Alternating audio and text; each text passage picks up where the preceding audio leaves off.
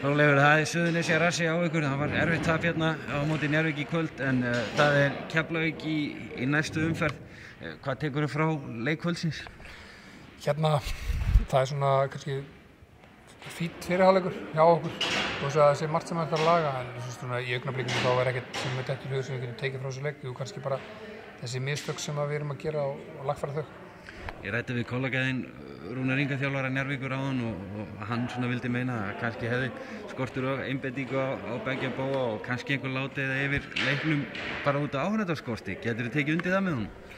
Bara enga skoðun á því, sko. Ég hef bara áhyggjur af mínu liði og fannst þær ekki nógu góðar og ekki grípa tækifærið inn í leiknum sem að gáfust til að gera einhver góða hluti og það bara hrættar og eitthvað vesen aðeins, sko.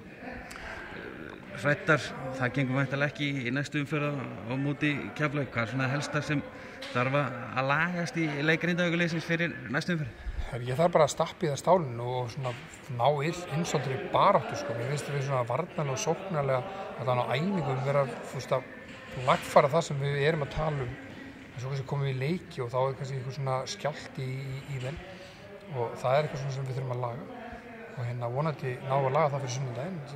Eins og segir, það ekki hægt að vera með skjálft á móti Keflavík, það gengur ekki. Þorleifur, takk fyrir spjallið og egningu vel í framhaldinu. Takk fyrir.